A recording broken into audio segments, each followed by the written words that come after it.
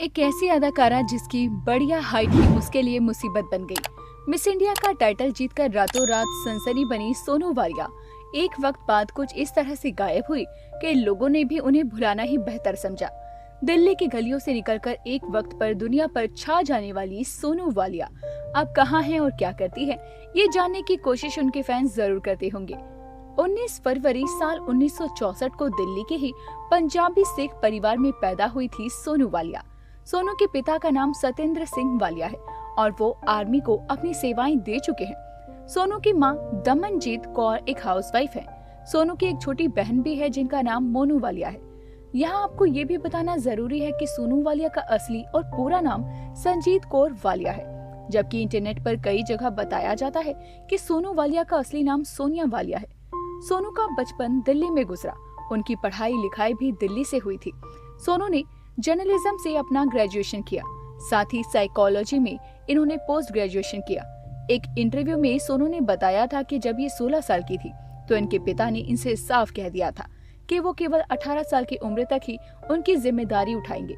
इसके बाद इन्हें अपनी जिम्मेदारी खुद उठानी होगी, इसीलिए जितना जल्द से जल्द ये खुद को इंडिपेंडेंट कर ले उतना ही बढ़िया है।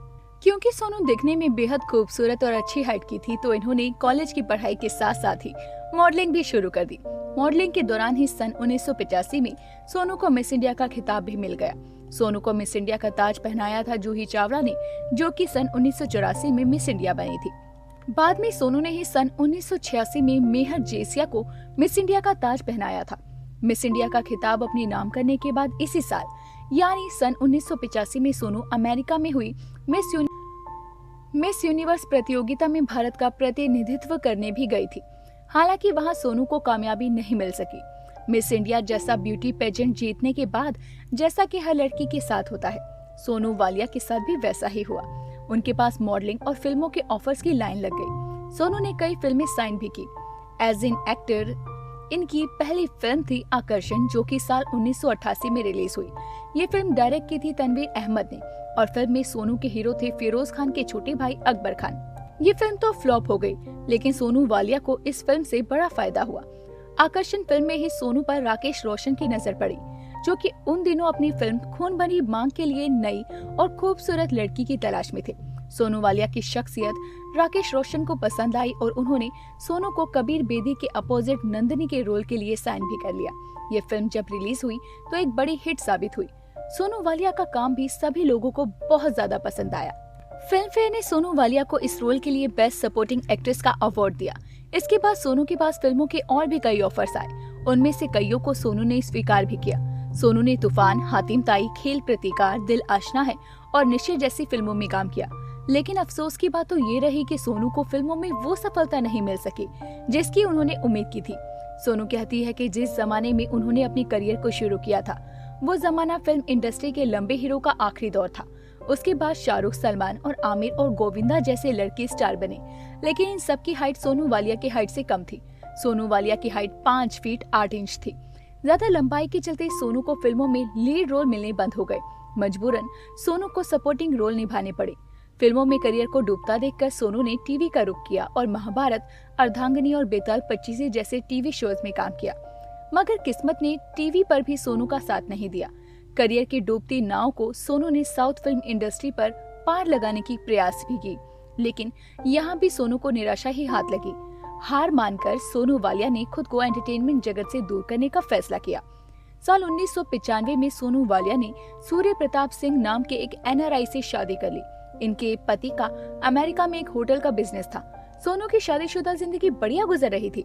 शादी के बाद भी सोनू ने इक्का दुक्का फिल्मों में काम किया था, लेकिन एक दिन अचानक इनके पति की तबीयत बिगड़ गई। डॉक्टरों ने जांच करके बताया कि उनकी किडनी खराब हो गई है।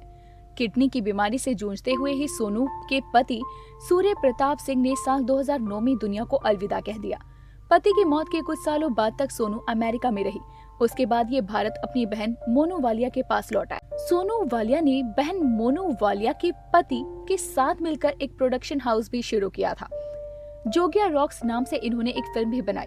कुछ लोग कहते हैं कि सोनू वालिया की एक बेटी भी है, लेकिन वास्तव में वो सोनू वालिया की बहन मोनू वालिया की बेटी है, जो कि दिखने में काफी हद तक सोनू वालिया जैसी दिखती है। सोनू वालिया इन दिनों मुंबई में रहती है और चाहती है कि उन्हें किसी फिल्म या फिर किसी वेब सीरीज में कोई बढ़िया रोल मिल जाए। सोनू वालिया ने कुछ साल पहले एक इंटरव्यू में बताया था कि अब वो मुंबई में है। उनका खुद का प्रोडक्शन हाउस है जिसे वो संभाल रही हैं। सोनू वालिया ने कहा था कि जब उनके प्रोडक्शन हाउस की फिल्म रिलीज होती है तभी वो सामने आती है, उन्हें स्पॉटलाइट की जरूरत नहीं है। हालांकि आपको बताती चली कि सोनू वालिया ने एक इंटरव्यू में बताया था कि ज्यादा लंबाई की वजह से उन्हें काफी नुकसान हुआ। दरअसल सोनू की हाइट लगभग 5 फुट 8 इंच है, जिसके चलते उन्हें ज्यादा फिल्मों में काम नहीं मिला। सोनू के मुताबिक उनके दौर में लंबे अभिनेताओं की उम्र काफी ज्यादा थी, जबकि नए स्टार्स की लंबाई उनसे कम थी। फिल्म खून भरी मांग से सोनू वालिया ने जमकर उन्होंने दिल आशना है, खेल, स्वर्ग जैसा घर, आरक्षण, अपना देश पराये लोग, तूफान और तहलका जैसी फिल्मों में काम किया। सोनू को फिल्मों में खास सफलता नहीं मिली, जिसके चलते उन्होंने बी ग्रेड फिल्मों में भी काम किया। वहीं एक अन्य इंटरव्यू में जब सोनू वालिया से पूछा गया था कि उन्होंने फिल्में क्यों छोड़ी, तो एक्ट्रेस ने कहा था, जहां भी मैं जाती हूँ लोग मुझसे यही पूछते हैं कि मैंने अचानक फिल्में क्यों छोड़ी।